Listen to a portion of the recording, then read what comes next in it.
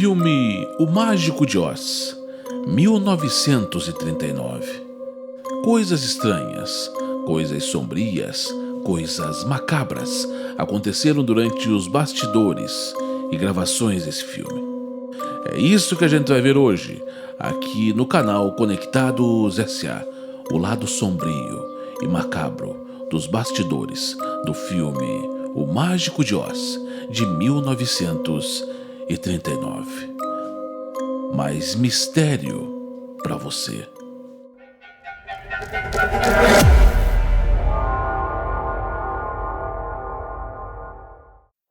Salve família, começando mais uma vez o nosso programa. Eu sou Ari de Jesus e vou ficar com você aqui durante um tempo para trazer informação, curiosidade, suspense e mistério hoje sobre um dos filmes que talvez tenha marcado época, não só para crianças, mas também para adulto, né? Devido ao seu teor, não somente clássico, mas também ao terror de terror, vamos falar assim, né? Que aconteceu nesse filme que a gente fala aí que é o Mágico de Oz, né, Sander? Exatamente. Tudo bem, Ari? Tudo ótimo, graças a Deus. Viu? Passou bem a semana? Otimamente bem. Como vocês estão, nossos amigos, nossos inscritos? Um grande abraço para todos vocês. Ficaremos juntos mais ou menos durante uma hora e trazendo muita informação, mistério e curiosidade aqui para você. Hoje sobre os bastidores macabros e sombrios, curiosos, sobre um dos filmes que marcaram o cinema, O Mágico de Oz, de 1939. Lá era uma outra Hollywood, outro tipo de gravações. E a gente vai contar tudo para você o que aconteceu por lá. Você vai ficar de cabelo em pé. Exato, né? Antes eu queria pedir para você, curta, comenta, compartilha o nosso vídeo, que você fazendo isso, você mostra para a plataforma que ele tem relevância e a plataforma mostra para mais pessoas, tá ok? Exatamente. Curta, comente, compartilhe, deixe o seu ripar lá, clica no botão ripar lá para que esse vídeo alcance aí mais e mais pessoas no YouTube.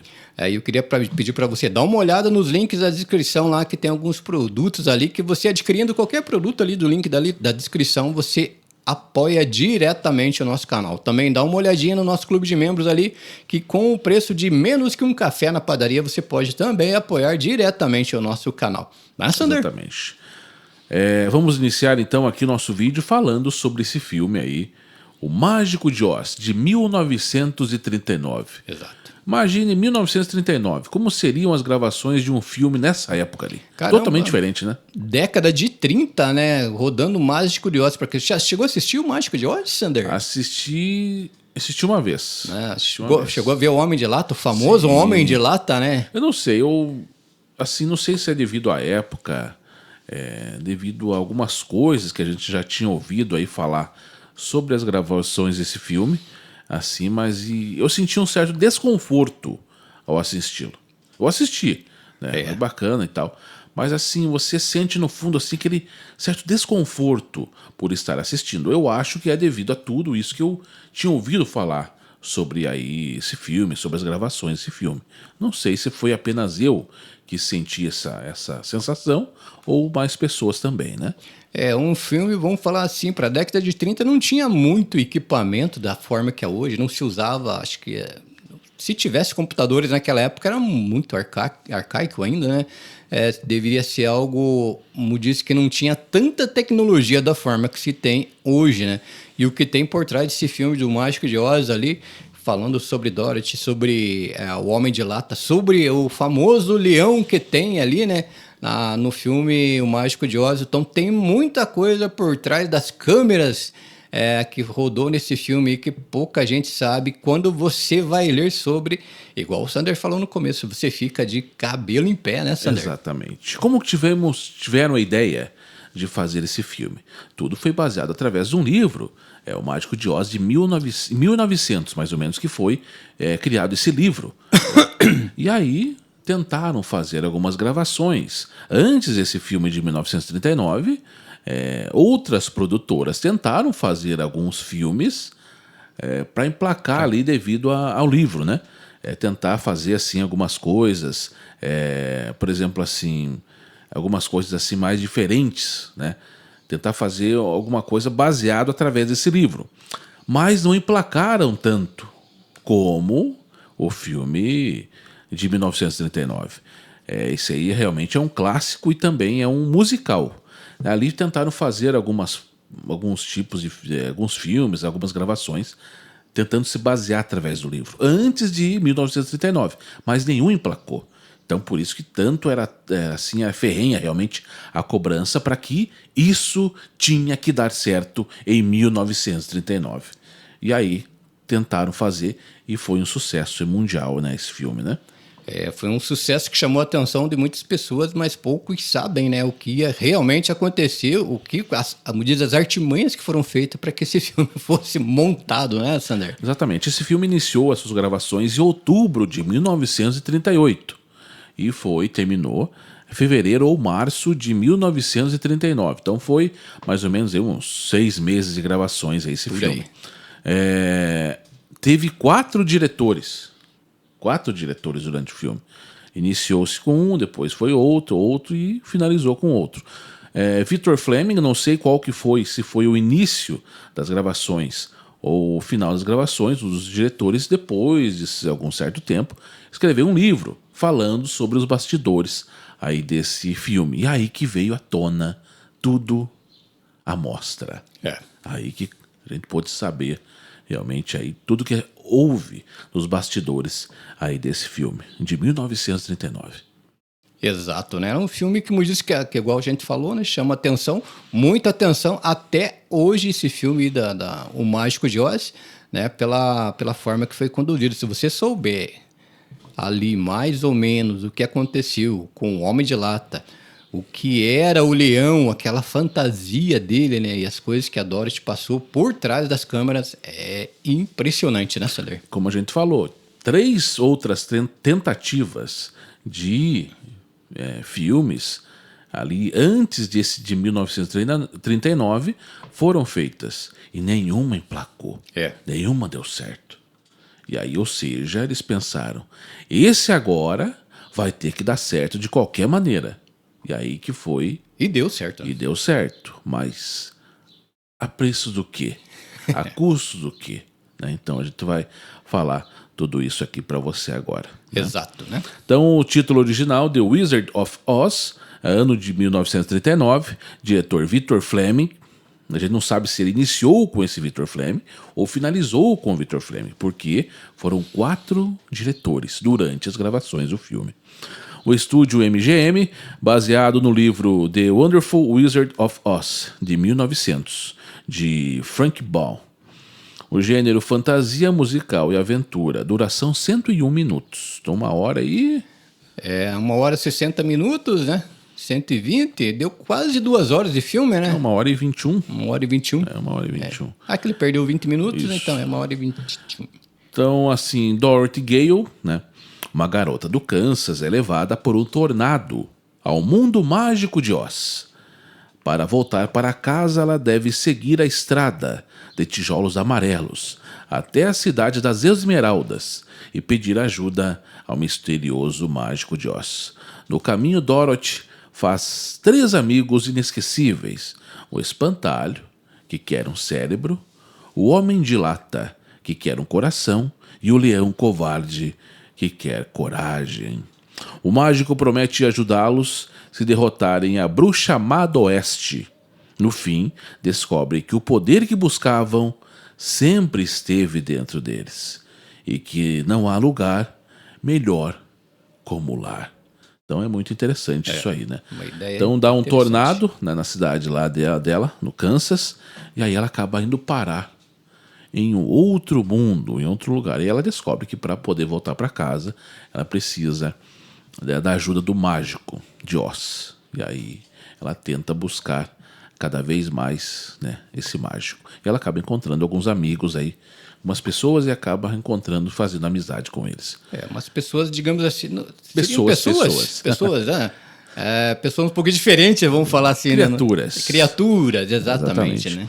Então aqui, quem fez o papel da Dorothy foi Judy Garland, o espantalho Ray Bolger, o homem de lata Jack Harlow, o leão covarde Bert Lahr, A bruxa má do oeste, Margaret Hamilton. A Glinda Bruxa Boa, que é a bruxa Glinda, Billy Burke. Então, assim, foi muito interessante realmente esse filme. A música Over the Rainbow é uma das mais famosas da história do cinema. Ganhou o Oscar de melhor canção original. Virou símbolo de esperança, sonhos e fuga da realidade. Então, assim, ele ganhou 2 Oscars, esse filme. Isso. Melhor canção original e melhor trilha sonora original. E indicado também a melhor filme.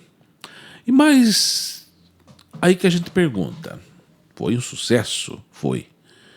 Mas eu senti um desconforto, certo desconforto, em assisti-lo por inteiro.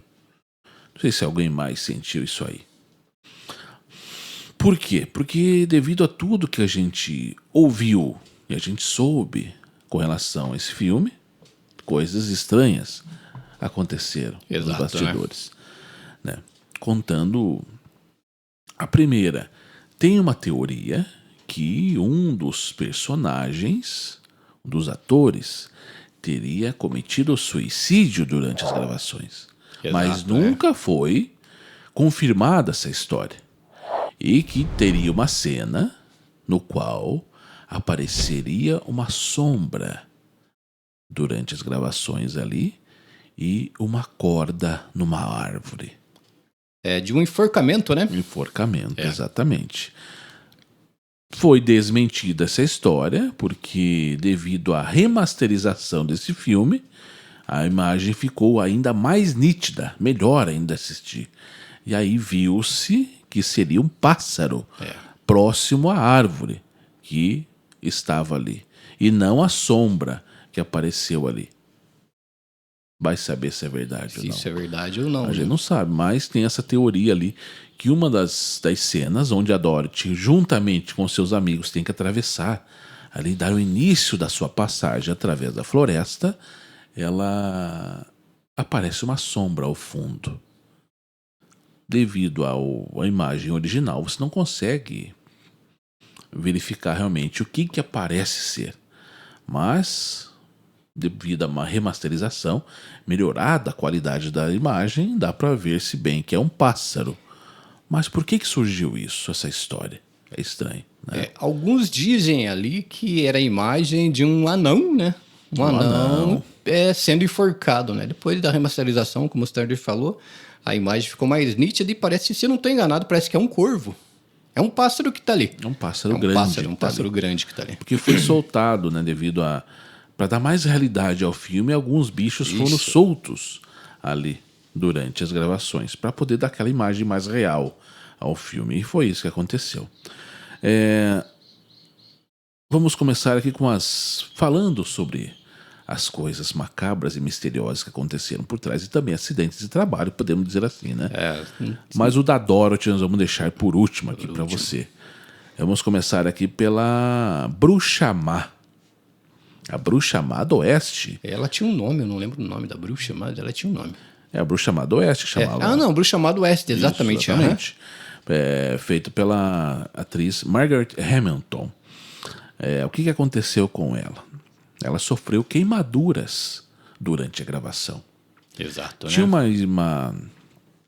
uma cena no qual ela aparecia ali para todas as pessoas ali naquele momento e tinha que ter uma pequena explosão para ela poder sumir ali. Ela entrava no alçapão do palco. E aí, ali ela tentou fazer uma vez, conseguiu, tentou fazer a segunda vez, deu certo. Para o diretor aí não estava bom aquela gravação. Ela fez pela terceira vez. Na terceira vez o alçapão não abriu. Ele travou pro lado de dentro. Travou e explodiu e acabou atingindo o rosto, braços e mãos dela.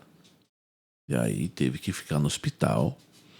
Não somente por causa disso também. Sofreu queimaduras ali no seu corpo e tal.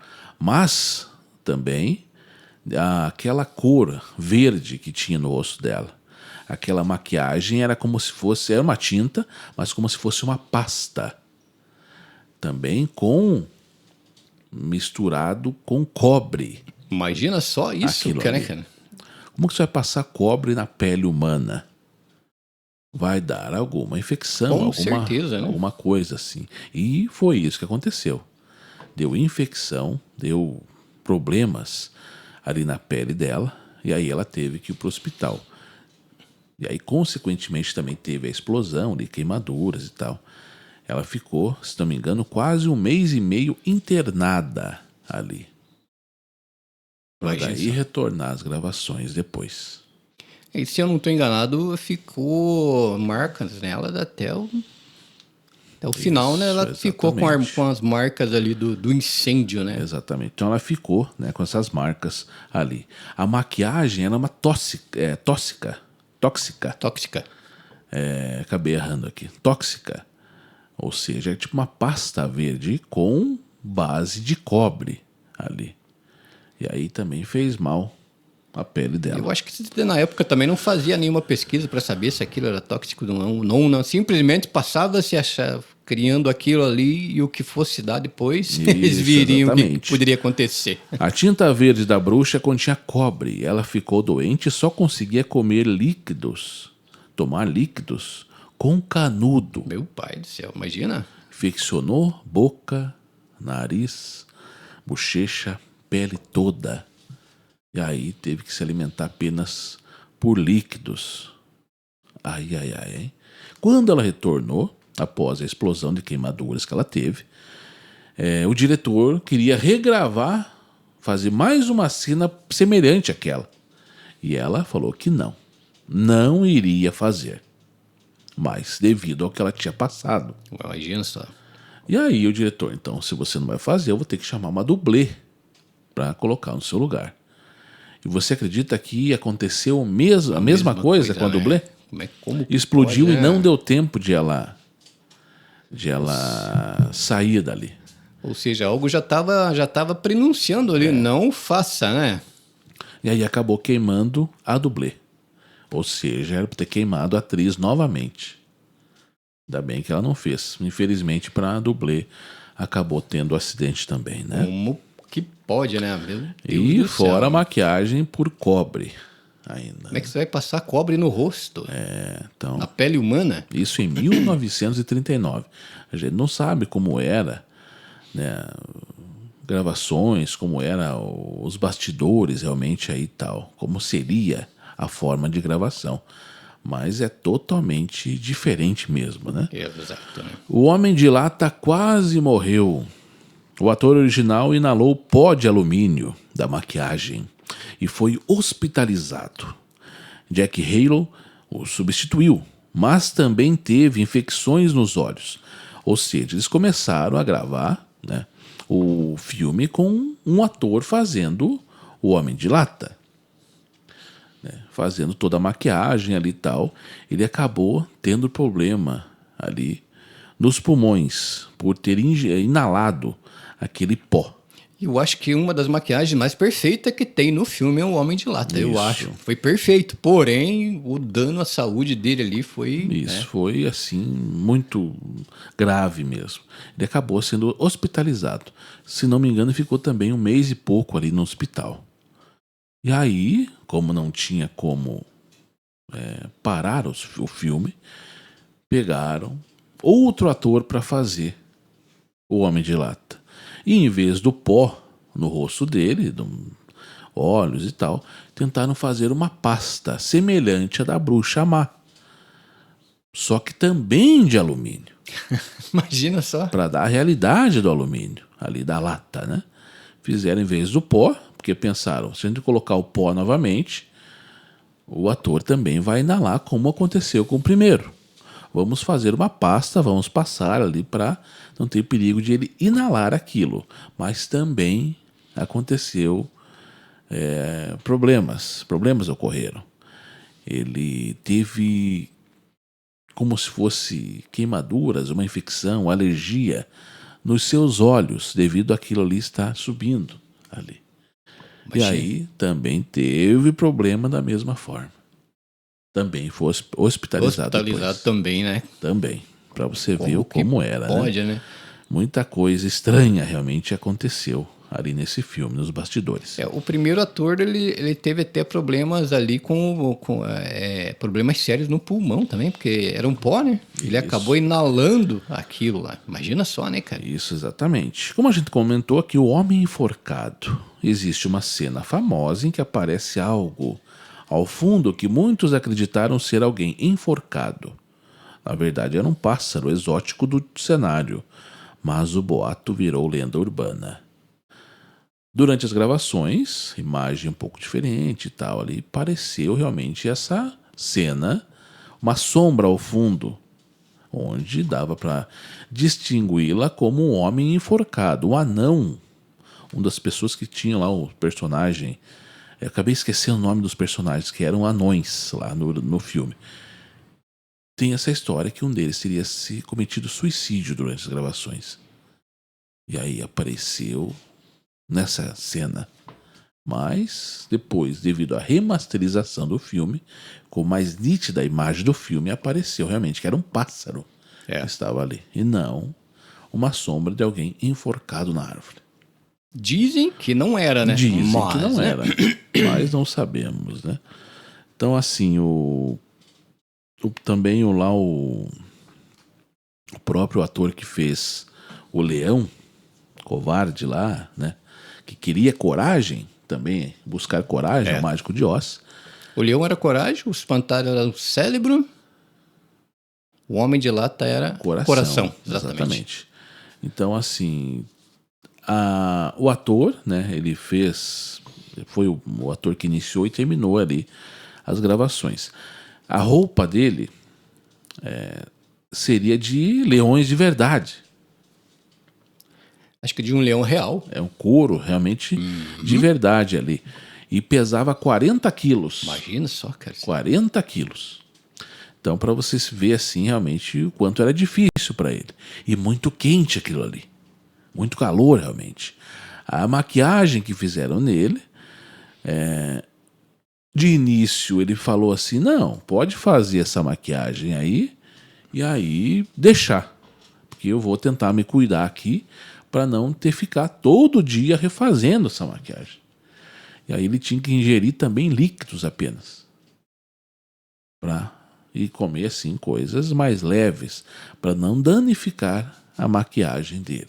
Imagina. E ele viu que também não dava certo, acabou falando, não vou conseguir tomar apenas líquidos aqui e tal, vai ter que fazer todo dia. Então foi feito todos os dias ali a maquiagem dele. Levava cerca de quase 2 horas. Meu pai, imagine. Ou seja, há relatos que eles entravam, o diretor queria que eles entrassem às 7 horas da manhã e saíssem apenas às 9 horas da noite.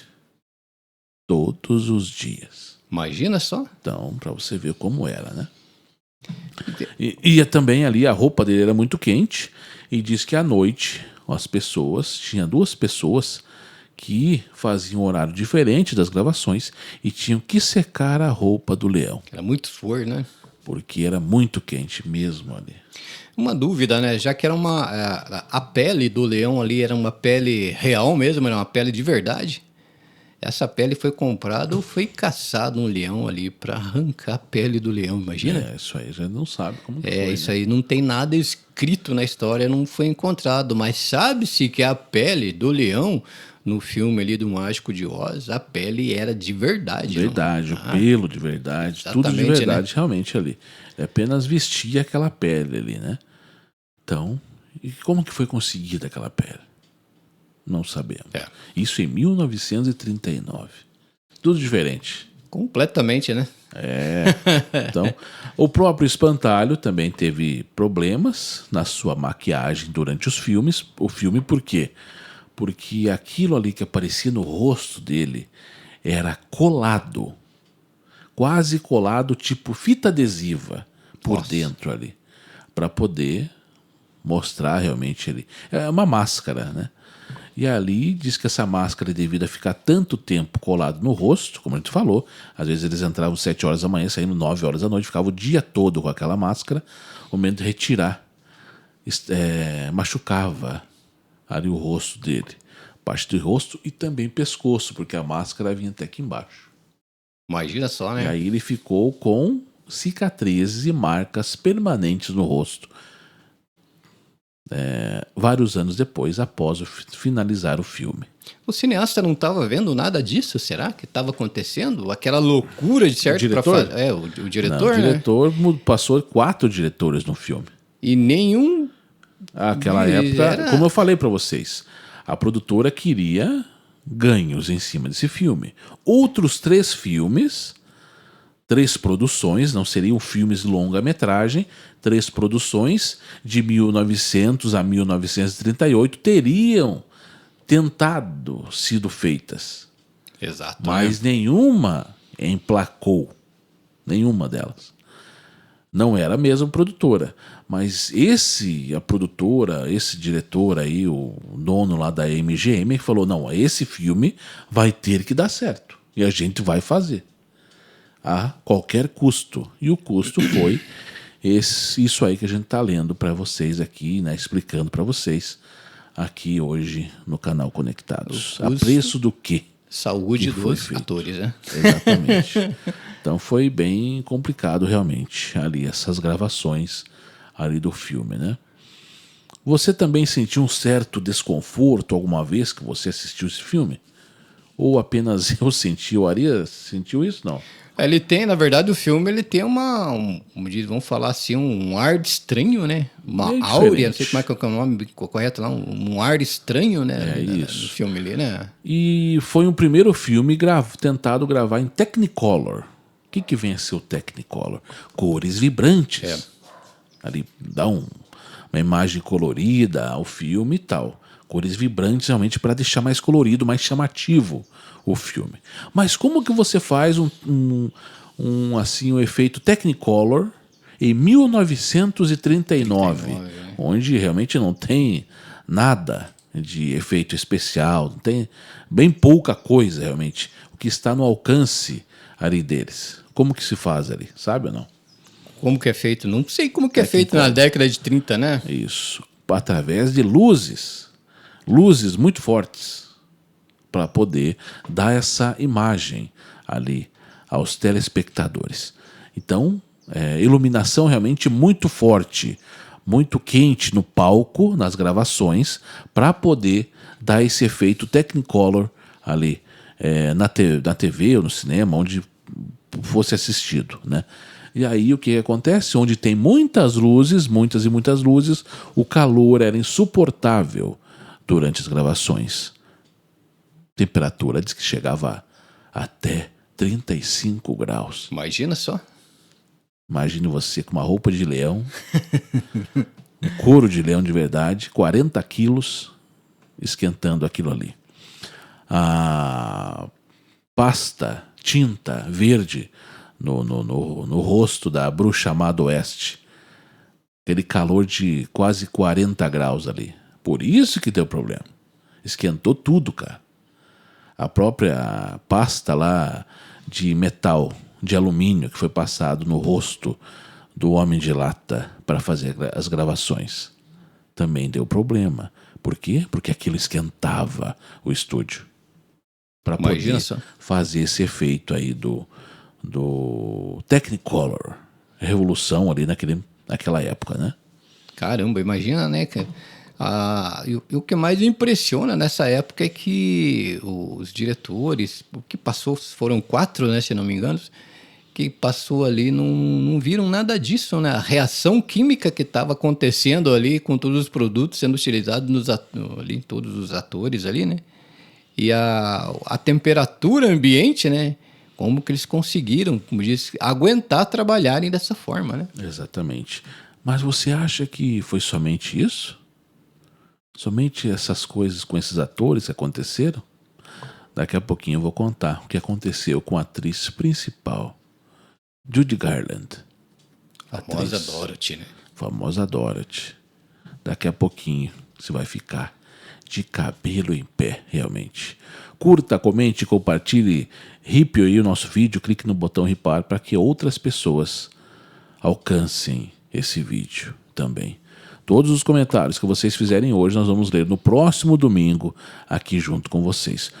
no final desse vídeo nós vamos ler todos os comentários que vocês fizeram no domingo passado, que foi sobre o lado sombrio do desenho Caverna do Dragão. Um dos desenhos favoritos meus, realmente. Exatamente. Também meu.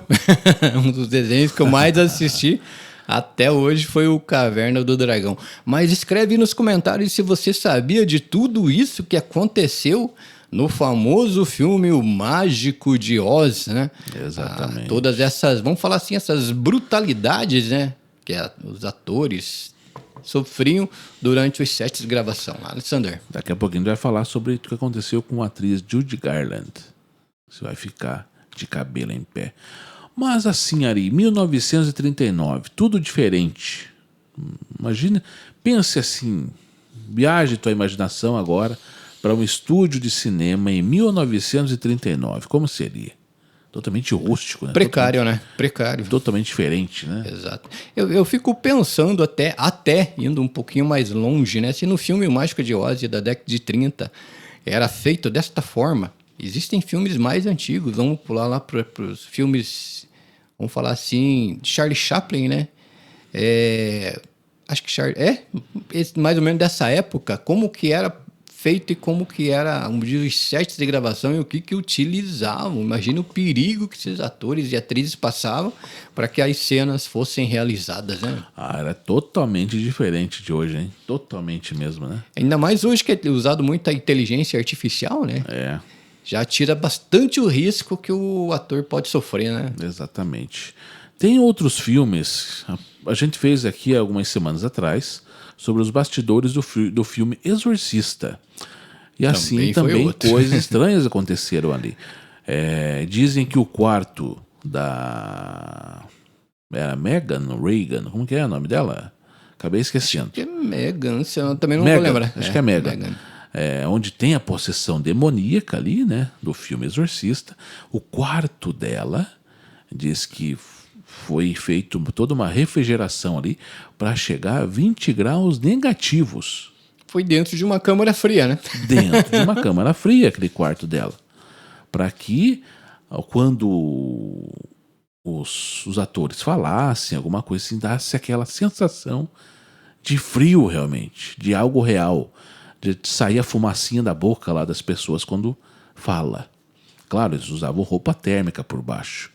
Mas mesmo assim, imagine 20 graus, cabeça descoberta, mãos descobertas, congelava tudo mesmo. Exatamente. Ou seja, o diretor não se importava. Isso em 1973, que foi o filme Exorcista, né? Teve cenas lá também que não tinha dublês.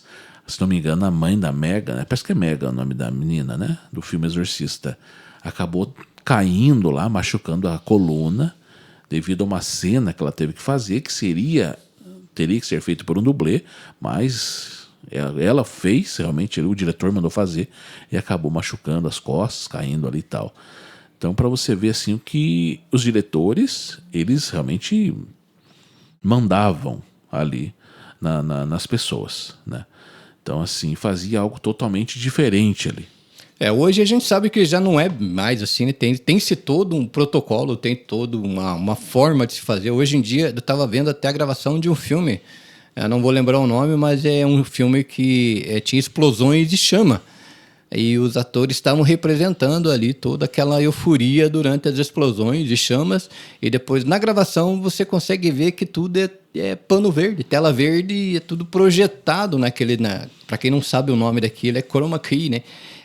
Tudo aquilo é projetado e os atores só estão, como diz, interpretando aquilo que eles estão vendo numa telinha e está sendo projetado na tela verde. Ou seja, mas já não... Imagine se fosse para estar explodindo carro, pegando fogo mesmo em prédios, essas coisas, e os atores no meio, né? Exatamente. Talvez aí na década de 30, um pouco mais, talvez até, se fosse fazer algo parecido com isso, talvez fosse bem mais real do que é hoje, né, Sander? E a atriz principal? O que aconteceu com ela? Exatamente. Será que ela foi... não aconteceu nada com ela? Será que pouparam ela de sofrer essas coisas durante as gravações? Não. Ela também passou por tudo isso. E coisas piores ainda. Por quê? Porque ela diz que era abusada no set de gravação. Imagina? Quem contou isso? Como veio a público tudo isso? Foi o seu ex-marido, que, durante uma entrevista para um certo jornal, relatou isso da sua ex-mulher, que durante as gravações ela teria sofrido abusos de alguns atores, aqueles atores que eram os anões do filme, que faziam ali os... Eu esqueci o nome deles, que tinham um nome próprio para eles durante as gravações do filme ali, né?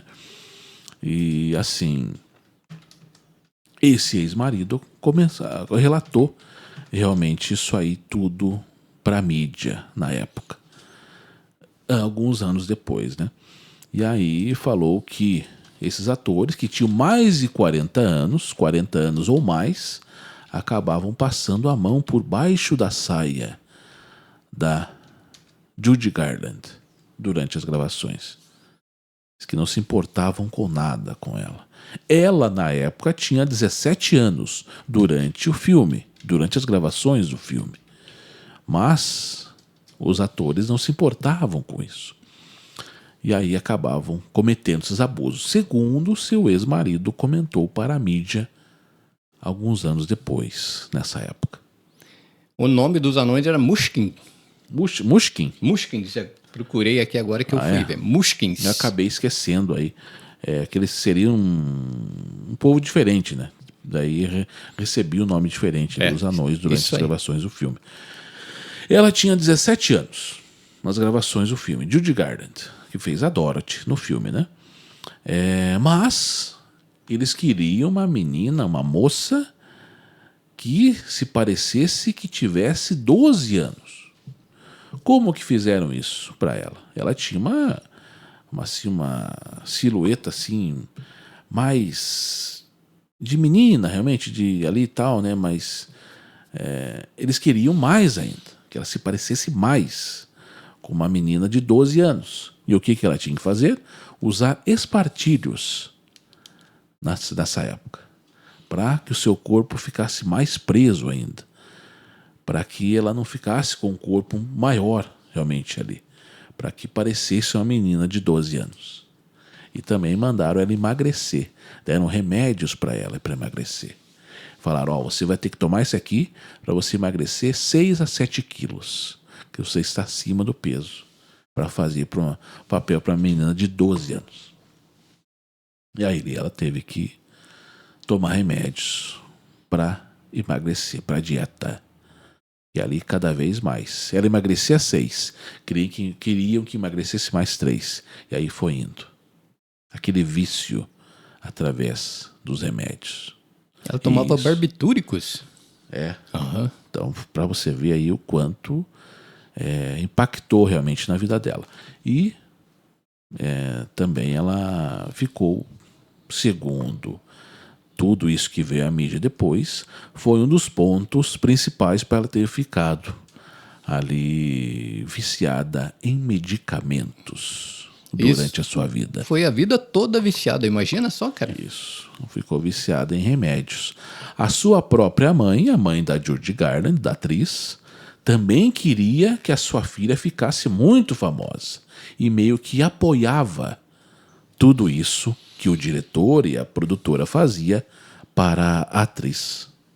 Imagina só. Ou seja, nem a própria mãe dava apoio para a filha.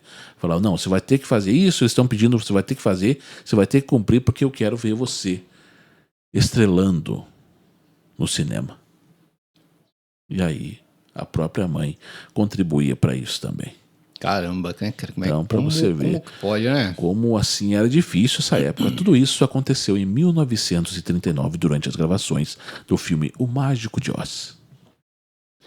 Você sabia disso? Tudo isso que aconteceu, isso, né? Com os famosos atores de O Mágico de Oz? Beatriz Judy Garland viveu até os seus 47 anos. Nova em 1969, ela foi encontrada morta em seu apartamento, no banheiro do seu apartamento. Uns falam que foi no chão e outros falam que foi aqui dentro da banheira. Causa da morte, overdose por medicamentos. Isso em 1969, aos 47 anos de idade apenas. Uma morte precoce. Impressionante, né? A forma que foi feito esse filme, né? O alcance que teve o filme Mágico de Oz hoje é quase que impossível, né? Pessoas não saberem, né, do filme Mágico de Oz. Outras versões também foram feitas, né, do filme o Mágico de Oz, até pela Disney, né? Foi produzida uma tentativa, vamos falar assim, de uma segunda versão de O Mágico de Oz. Não foi muito bem recebida pelo público, porque passa um ar meio sinistro e foi considerado um filme meio cult, meio do terror psicológico, imagina, né?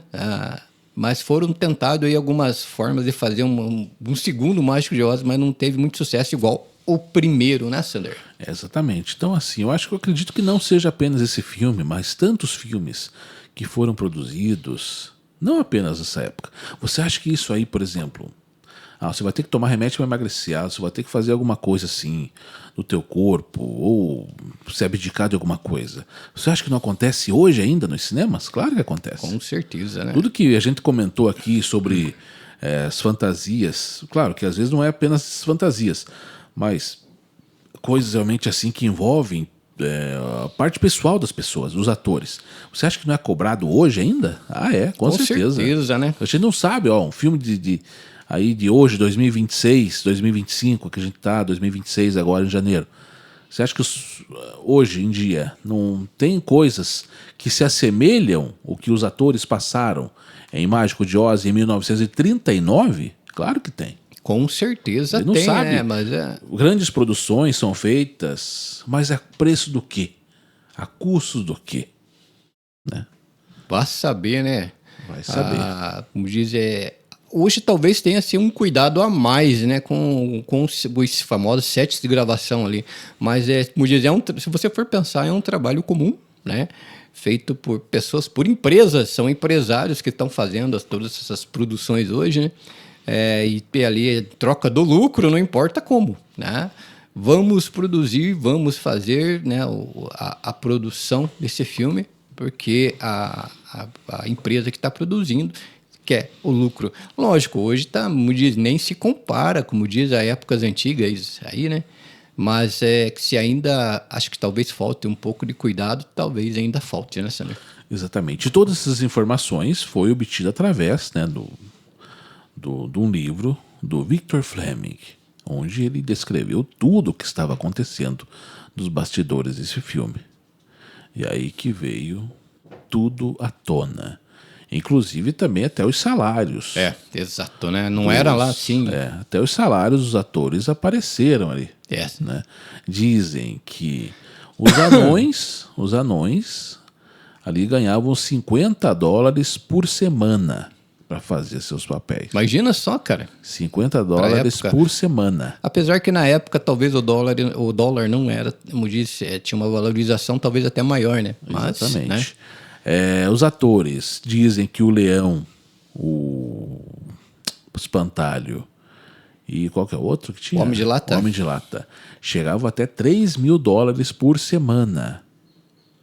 E a Dorothy, quanto você acha que ganhava ela? Mais ou menos que os caras? Não tenho a menor ideia. Eu cheguei a ver o tanto que a Dorothy ganhava, mas acho que talvez era menos. Menos. Diz que o salário dela era $500 ou $600 por semana. Por que será? Não sabemos. Aí que tá.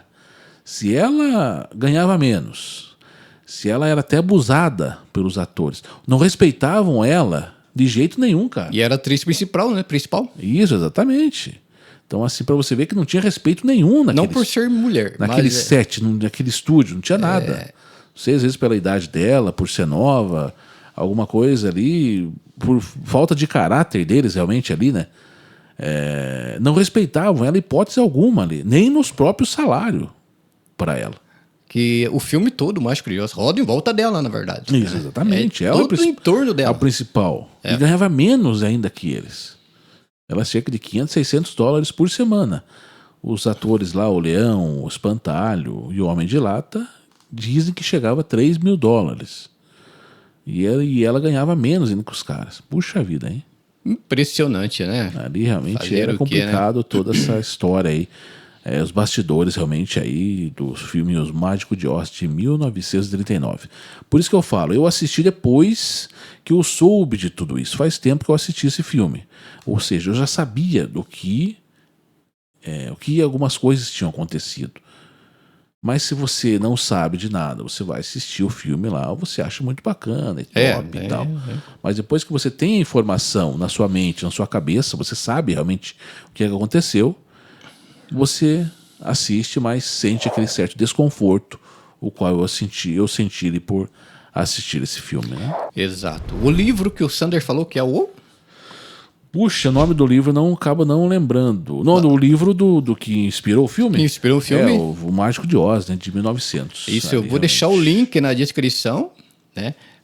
Caso você se interesse em ler mais sobre, né? Eu achei que era o outro livro do Victor Fleming. Também, do Victor Fleming. Vou deixar os dois, né, caso se interesse. Até saber os bastidores do filme, bem certinho, como que funcionou tudo por trás do filme. Eu vou deixar o link na descrição, tá? E você vai lá e pode até adquirir o livro e saber com mais detalhes tudo o que aconteceu aí nos bastidores do filme O Mágico de Oz, né? Exatamente. Então, assim, coisas estranhas realmente aconteceram nesse filme. E não é coisas sobrenaturais, como as macabras. Não. É coisas reais, realmente. Reais mesmo, né? Feitas por pessoas que pode, não né? respeitavam as demais. Queriam apenas a ganância. Regras de segurança, dinheiro. Nem pensar, né? Nada, né? Então para você ver aí. Como, né, que pode, né? Escreve aí nos comentários se você sabia de tudo isso aí que aconteceu no filme Mágico de Oz e por trás das câmeras, né? Eu posso falar assim, tem algo bem sinistro, né, em relação a praticamente todos os atores ali do filme, né? Uma curiosidade final aqui, apesar de ter sido um clássico absoluto, né, ser um clássico absoluto, o filme não foi um grande sucesso financeiro em 1939. Ele só virou lenda décadas depois, com exibições na televisão. Então aquela repetição que tem, acabou tornando ele um sucesso absoluto. Mas na época não.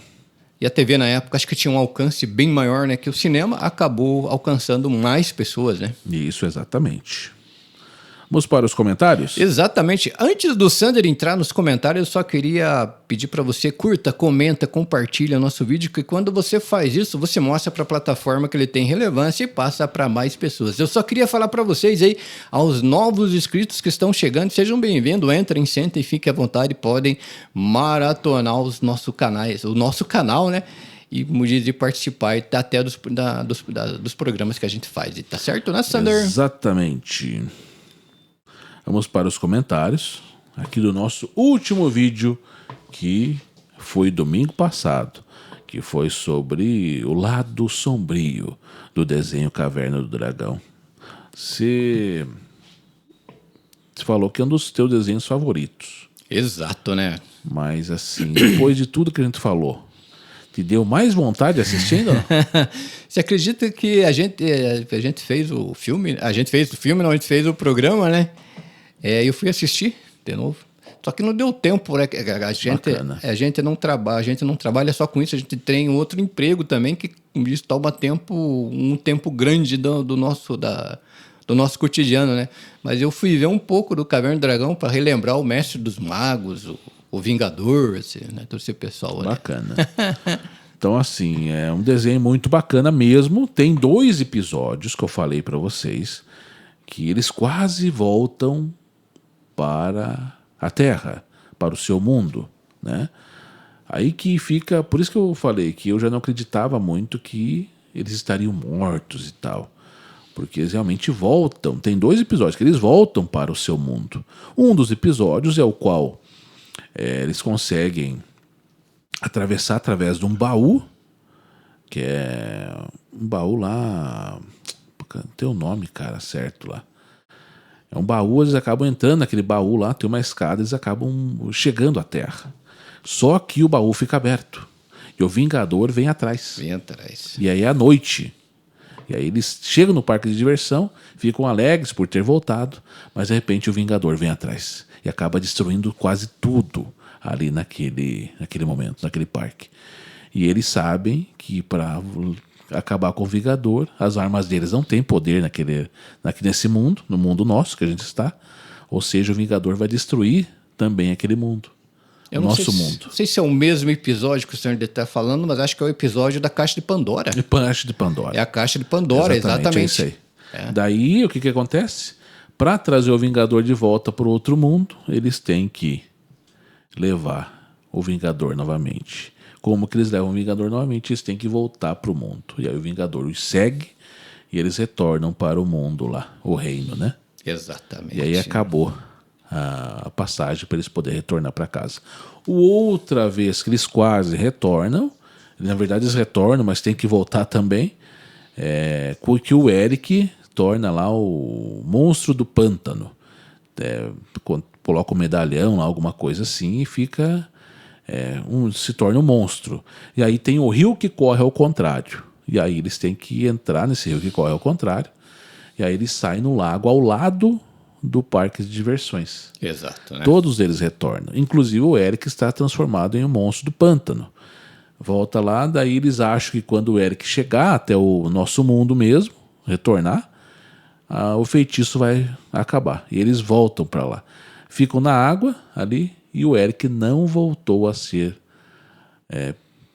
o ser humano. Continua como o mestre do pântano, como o pântano, né? Monstro do pântano. Do pântano. E aí ele... Não, eu vou ter que retornar. Eu não vou ficar com essa fisionomia, não. Ele retorna. Eles conseguem enxergar o parque. E aí retorna e eles não deixam o Eric sozinho no reino novamente. Eles pegam e retornam junto com ele. Então foi frustrada a volta deles também. Exatamente. Duas vezes quase voltaram. Então é muito interessante esse desenho mesmo, né? Então vamos para os comentários. Quem comentou aqui, a gente vai mandar um abraço e ler sua mensagem.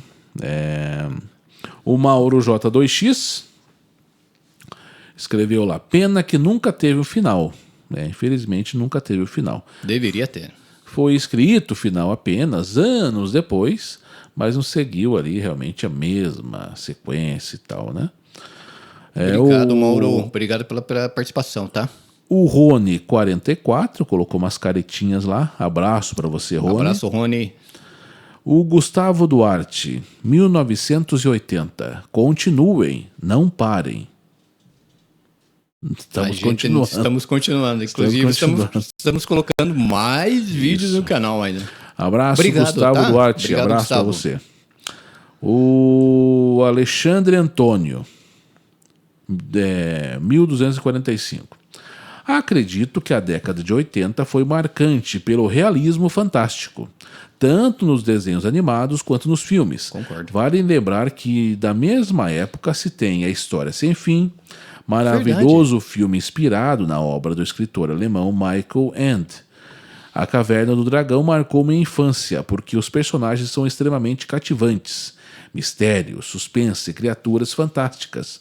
Tudo isso fazia ser uma válvula de escape do mundo cotidiano. Era uma opção diferente dos desenhos da Walt Disney, que sempre estavam mais em evidência na televisão. O que mais me toca em Caverna do Dragão é a luta do bem contra o mal. E cada episódio, se bem analisado, tem uma mensagem a interpretar. Há até mensagens de redenção. No episódio O Filho do Astrólogo, por exemplo, há uma profecia que salva a cidade da Rainha Demônio. Alexandre, São Bernardo do Campo, São Paulo. Puxa, que comentário top, show de bola, hein? Comentário assim bem muito bacana, bem desenvolvido. Bem né? desenvolvido, explicativo. E esse aqui era fã realmente aí da Caverna do Dragão, hein? Abraço para você, Alexandre Antônio. Concordo com você. A década de 80 foi marcada não apenas na televisão, mas também em músicas. Tem músicas da década de 1980 que estão gravadas na memória nossa até hoje. Exato. Desenhos estão gravados até hoje, filmes estão gravados até hoje. Filmes de Volta para o Futuro, tantos outros que teve, Rambo, Exterminador do Futuro, ou seja, clássicos que estão marcados na nossa memória. Que até hoje não se fez mais nada igual o que se passava na década de 80. Não tem. Desenhos, Caverna do Dragão, Thundercats, He-Man, She-Ra, Flintstones, Pernalonga, Coyote lá e o Papaléguas, enfim, são vários e vários desenhos. Um desenho que eu gostava muito quando era criança, que era aquele A Turma, que cantavam Get Along, Get Along, Get Along. Isso era bacana. Bacana, passava lá, né? Tinha os Muppets Baby, tinha o Kissifur também, tinha um desenho bem bacana. O Sander não perdia um, né? Tinha lá os ursinhos carinhosos, tinha os ursinhos Gummy, que eles tomavam poção mágica e ficavam pulando lá. Então são tantas coisas marcantes realmente ali que ainda estão gravadas na nossa memória. Os Tuxatos, Jaspion, Jiraiya, Flashman, Changeman, o próprio Power Rangers de 1995, que foi lançado aqui no Brasil, mas na verdade são de 1994. Ou seja, tantas coisas realmente que ainda estão gravadas na nossa memória. E hoje? O que nós temos gravado na memória de hoje, que passou a semana passada? Desenho Caverna do Dragão. Se você for pensar muito bem, né, hoje é difícil uma produção que se você consegue manter na tua cabeça ali todo detalhe com detalhe. Se você for pegar a década de 80, para pessoas, vamos falar assim, da nossa idade, né? Com o Sander e com as pessoas que estão ouvindo a gente, ela é capaz de contar detalhe por detalhe de produções que se passavam aí na década de 80, coisa que não acontece, infelizmente, hoje, né, Sander? Não, hoje não. A Tassiana Finanças, 8428. Muito bom, parabéns pelo programa. Obrigado, Tassiana. Obrigado pela visita, Tassiana, tá? É lá de Maceió. Maceió, exatamente, né? Alagoas. Um abraço pro pessoal de São Paulo. Tem algumas, São Paulo. Tem bastante pessoas, vamos falar assim, mas algumas pessoas que sempre estão participando do programa lá de São Paulo, tá? Obrigado mesmo, pessoal de São Paulo aí, tá bom? Cidade do nosso amigo lá, o Alexandre Antônio, São Bernardo do Campo. São Bernardo do Campo também, né? Isso, exatamente. Abraço pro pessoal de São Bernardo do Campo, o tá? Rafael Kaitoshoma. Ouvi dizer uma vez que o Vingador é filho do Mestre dos Magos. Exato, né? Foi por ser tão mau, o Mestre dos Magos o amaldiçoou e se torna o que ele é. Final, Foi isso que eu ia falar. O último episódio foi escrito, explicado isso, que ele é filho do Mestre dos Magos e também aprendiz. Tudo que o pai sabia, ele ensinou ao seu filho. Só que o seu filho foi pro lado do mal. E aí o Mestre dos Magos teria, entre aspas, criado esse portal para que os jovens chegassem até o reino, que o mundo que eles estavam, o nome era reino, para poder fazer com que o Vingador se redimisse dos seus pecados e também da sua maldade. E aí acontece tudo isso, toda essa transformação no último episódio, que foi apenas escrito da Caverna do Dragão. Deveria se fazer o desenho final, ou até mesmo uma produção, um filme, né, com esse último episódio. O Hélio Correia, 9215. Boa noite. Minha opinião, boa noite. A Unicórnio é o mestre dos magos. Boa noite, Hélio de São Paulo. São Paulo novamente, tá? São Paulo. Abraço para você, São Paulo. Abraço. Mas se ele fosse, Hélio, a própria Unicórnio, será que ele conseguiria aparecer junto com o unicórnio? Porque tem episódios que ele aparece junto com o unicórnio, né?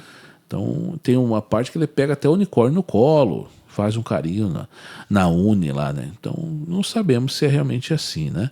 Mas muito bom o teu comentário. Ótimo. Hélio Correia, 9215. Abraço para você e para o pessoal aí de São Paulo. Abraço, Hélio Correia. Ele também comentou aqui: o mal é o bem e o bem é o mal. Mestre dos magos, mal. Vingador é do bem, minha opinião. Mestre dos magos usa as crianças como obstáculos para ferir o Vingador. É como a gente falou no último capítulo, o último episódio, que foi apenas escrito. A função, vamos dizer assim, das crianças, dos jovens, seria fazer com que o Vingador se redimisse dos seus pecados, tentasse, de certa forma, converter, mudar ali o Vingador. Também, isso. E o Mestre dos Magos teria contribuído para a vinda deles até o reino. Então seria isso. No final, o Vingador teria se redimido dos seus pecados. E aí tudo teria voltado ao normal e as crianças teriam voltado para a Terra. Não sabemos. Né? Também tem-se uma teoria, talvez eu esteja falando de uma teoria que tem que, na verdade, o mestre dos magos é o próprio demônio e o Vingador, ele é um anjo. Alguns mais extremos aí que chegam a falar que o Vingador é um anjo caído, né? Mas tem muita teoria da conspiração em volta do Caverna do Dragão. Eu já ouvi falar mais ou menos algo meio parecido. Talvez ele tenha lido isso também, mas eu já vi algo também meio parecido, que ali é um mundo invertido, onde o mestre dos magos seria o mal por inteiro, e sim o Vingador seria não o mal, mas seria um anjo caído, né? Mais ou menos nessa linha. Mal e bem, bem e mal. Isso, bem né? e mal, mais ou menos. E sim, mais ou menos. Nossa, é muita teoria da conspiração em volta desse desenho. A Tassiana Finanças. Abraço, Hélio Correia. Hélio Correia, de São Paulo. Obrigadão pela visita, tá bom? Isso, obrigado. A Tassiana Finanças, já ripei o vídeo. Obrigado, Tassiana. Obrigado. Ela ripou lá de Maceió. Maceió. Alagoas, abraço a todo o pessoal de Maceió, Alagoas aí, tá bom? Lá onde tem a história da mulher da capa preta. Exato. Bem interessante mesmo. Rapaz, tem um túmulo lá que tem uma capa preta no túmulo. Lá. Tem mais histórias aí estranhas, desconhecidas, Tassiana Finanças. Conte pra gente, porque a gente vai atrás aí. Exatamente. Esse Nordeste brasileiro aqui é maravilhoso. Né? Antes de continuar, curta, comenta e compartilhe o vídeo, que quando você faz isso, a plataforma mostra para mais pessoas. E nesse vídeo aí que a gente está fazendo do Mágico de Oz, todos os comentários que vocês fizerem durante esse vídeo a gente vai ler no próximo, todos, tá? Sem deixar nenhum para trás, né, Sander? Exatamente. Todos os comentários de hoje a gente vai ler no próximo domingo aqui junto com vocês.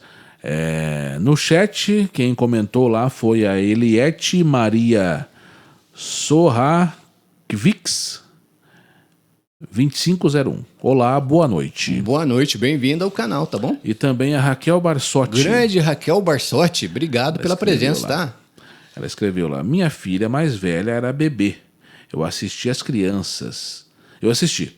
crianças não entendiam e não chamou muito a atenção no horário. Os adolescentes que gostavam, exatamente. Isso não é tanto para criança. Os adolescentes que adoravam. Adolescentes, época, né? Sim, esse desenho já é mais bacana. Meu filho jogou muito RPG. Thundercats era a brincadeira preferida das crianças. Ela escreveu lá no chat. Então, um abraço para você, Raquel Barsotti, abraço, também Raquel. de São Paulo, sempre aí prestigiando com sua presença e sua audiência. Abraço. Abraço, obrigado pela participação, tá bom? Tá bom. Então seriam isso os comentários aí. O nosso último vídeo sobre o lado sombrio do Caverna do Dragão. E sobre o Mágico de Oz aí, você sabia que aconteceu tudo isso,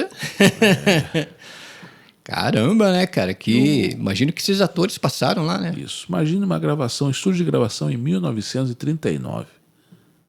Quase 100 anos atrás.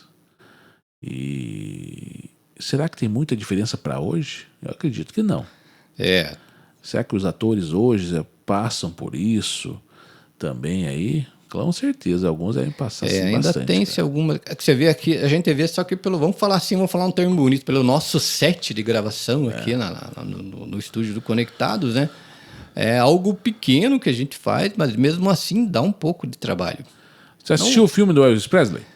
Não assisti ainda, cara. Assisti. Tem que assistir. Ali conta toda a história do cantor Elvis Presley. Eu sei a história dele porque eu lia bastante, né, sobre a história, mas o filme eu não assisti ainda. Conta toda a história do ator Elvis Presley. Ou seja, quem criou o Elvis Presley seria o diretor, né, o empresário dele, né, produtor dele, que era um coronel lá, se não me engano.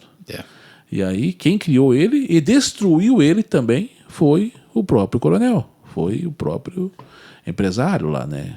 Produtor que falou, você vai fazer isso, tudo que ele queria, ele mandava o Elvis Presley fazer.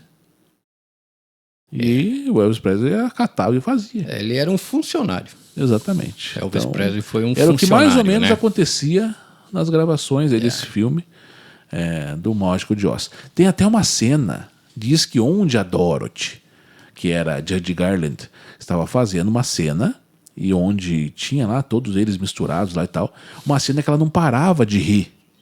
Não Ah, sim, parava de dar verdade, risada verdade. ali. Ela não se controlava, foi uma cena engraçada naquela época.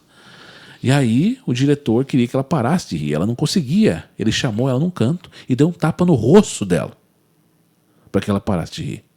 Para você ver o quanto era difícil, Um ambiente bem um tóxico, ambiente né? bem tóxico realmente das gravações desse filme. Como disse, que nem o Sander falando do Elvis Presley, né? Para você ver, numa época também que Elvis viveu, né? Como diz, a produção audiovisual não era de tanta tecnologia da forma que se tinha hoje, né? E por mais que o Elvis tenha sido, vamos falar assim, manipulado por toda uma empresa em volta dele, que ele era funcionário. Só que um funcionário que se destacou de uma forma impressionante em cima do palco. Ele viveu numa época onde grandes nomes da música viviam e ele aprendeu desde pequeno com os grandes nomes da música. Existem até algumas histórias por trás ali, né? Mas o lado do Elvis era tudo manipulado. Se você trazer aqui para o Brasil e ver como que foi construído o Raul Seixas, né? A gente tem aqui uma estatueta do Raul Seixas. Estatueta. Se você vê como que foi, como diz, produzida toda a vida do Raul Seixas, você vê também que ele era funcionário e a empresa, como diz, as empresas que estavam por volta do Raul Seixas mandavam nele e aproveitaram tudo que tinha, desde o lado musical até o lado oculto que o Raul Seixas tinha um lado, como diz, um lado espiritual bem aflorado, e ele colocou tudo isso em música junto com o Paulo Coelho, e a mídia simplesmente aproveitou tudo isso e viu que estava chamando atenção e, como diz, mandou ver o que aconteceu com Elvis, o que aconteceu com o Mágico de Oz. É tudo, como diz, como diz, uma mídia a favor do lucro, né? Exatamente.